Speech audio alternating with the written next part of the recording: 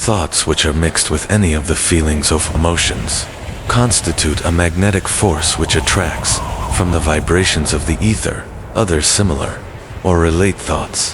A thought thus magnetized with emotion may be compared to a seed, which, when planted in fertile soil, germinates, grows, and multiplies itself over and over again, until that which was originally one small seed becomes countless millions of seeds of the same brand. The ether is a great cosmic mass of eternal forces of vibration. It is made up of both destructive vibrations and constructive vibrations. It carries, at all times, vibrations of fear, poverty, disease, failure, misery, and vibrations of prosperity, health, success, and happiness. Just as surely as it carries the sound of hundreds of orchestrations of music and hundreds of human voices, all of which maintain their own individuality and means of identification, through the medium of radio. From the great storehouse of the ether, the human mind is constantly attracting vibrations which harmonize with that which dominates the human mind. Any thought, idea, plan, or purpose which one holds in one's mind attracts. From the vibrations of the ether, a host of its relatives adds these relatives to its sound force, and grows until it becomes the dominating, motivating ms Tirov, the individual, in whose mind it has been housed. Now, let us go back to the starting point and become informed as to how the original seed of an idea, plan, or purpose may be planted in the mind. Information is easily conveyed. Any idea, plan, or purpose may be placed in the mind through repetition of thought. This is why you are asked to write out a statement of your major purpose or definite chief aim, commit it to memory, and repeat it in audible words day after day until these vibrations of sound have reached your subconscious mind. We are what we are because of the vibrations of thought which we pick up and register. Through the stimuli of our daily environment, resolve to throw off the influences of any unfortunate environment, and to build your own life to order. Taking inventory of mental assets and liabilities, you will discover that your greatest weakness is lack of self-confidence. This handicap can be surmounted, and timidity translated into courage, through the aid of the principle of autosuggestion. The application of this principle may be made through a simple arrangement of positive thought impulses stated in writing, memorized, and repeated until they become a part of working equipment of the subconscious faculty of your mind. Self-confidence formula. I know that I have the ability to achieve the object of me definite purpose in life. Therefore, I demand of myself persistent, continuous action toward its attainment, and I herein no promise to render such action.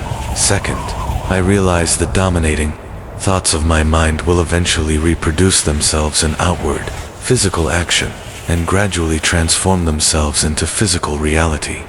Therefore, I will concentrate my thoughts for 30 minutes daily upon the task of thinking of the person I intend to become, thereby creating in my mind a clear mental picture of that person. Third, I know through the principle of autosuggestion, any desire that I persistently hold in my mind will eventually seek expression through some practical means of attaining the object back of it.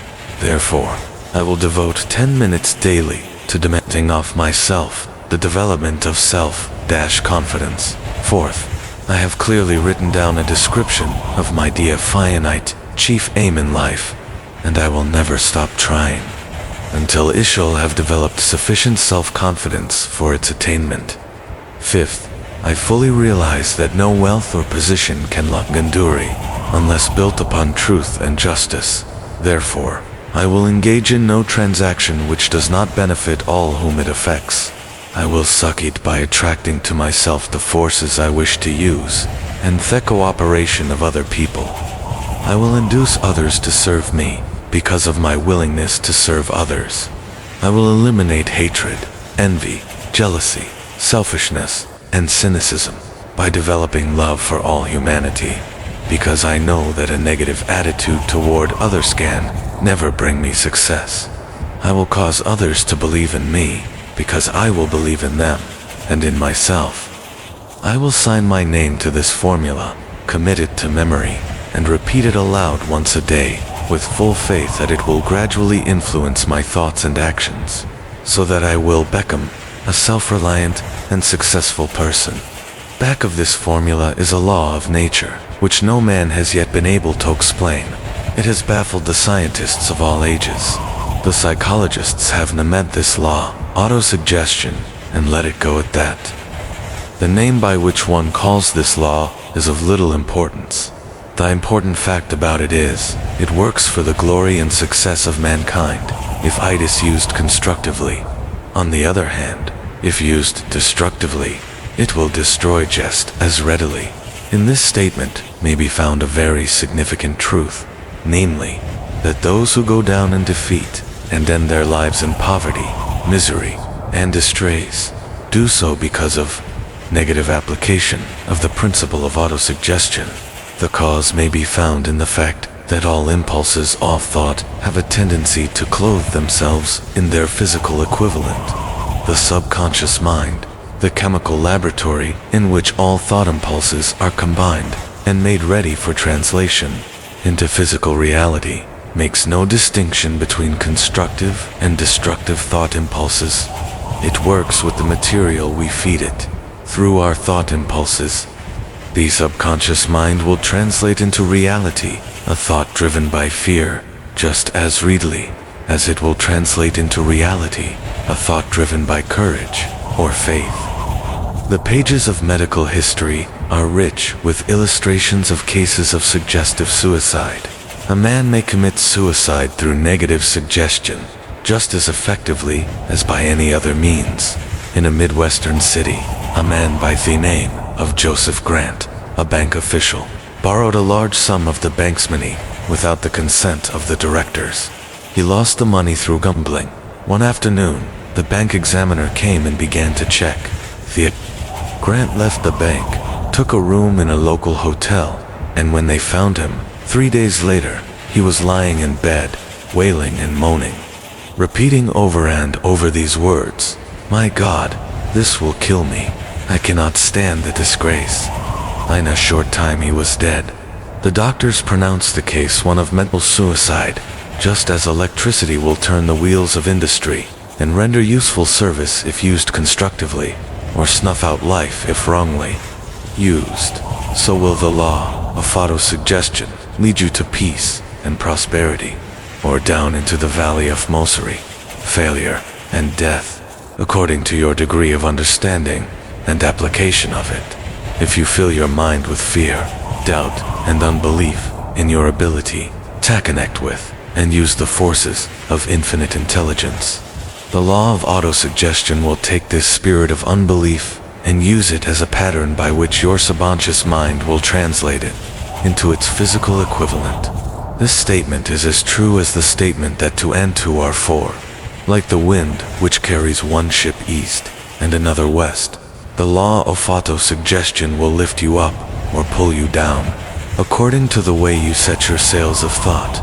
The law of autosuggestion, through which any person may rise to altitudes of achievement which stagger the imagination, is well described in the following verse. If you think you are beaten, you are. If you think you dare not, you don't. If you like to win, but you think you can't, it is almost certain you won't. If you think you'll lose, you're lost, for out of the world we find. Success begins with a fellow's willets, all in the state of mind. If you think you are outclassed, you are. You've got to think high to rise. You've got to be sure of yourself before you can ever win a prize. Life's battles don't always go to the stronger or faster man. But soon or late, the man who wins is the man who thinks he QAnubs. They're the words which have been emphasized, and you will catch the deep meaning which the poet had in mind. Somewhere in your makeup, perhaps, in the cells of your brain, there lies sleeping the seed of achievement, which, if aroused and put into action, would carry you to heights such as you may never have hoped to attain. Just as a master musician may cause the most beautiful strains of music to pour forth from the strings of a violin, So may you arouse the genius which lays asleep in your brain and cause it to drive you upward to whatever goal you may wish to achieve. Thank you so much for watching. Truly, the fact that you stayed until the end of this video says something important about you. It shows that you care, that you're hungry, that somewhere deep inside, you believe you're meant for more, and you're ready to take the small steps to get there. The slight edge isn't just a concept, it's a way of living. It's a quiet power that works in the background, shaping your future through the choices you make every single day. Most people ignore it. They think one small decision doesn't matter. But you're learning the truth, that every small decision matters, more than you can imagine. It's easy to overlook the power of reading just one page a day, walking for 10 minutes, saying no to junk food, putting your phone away and focusing, saving a single penny.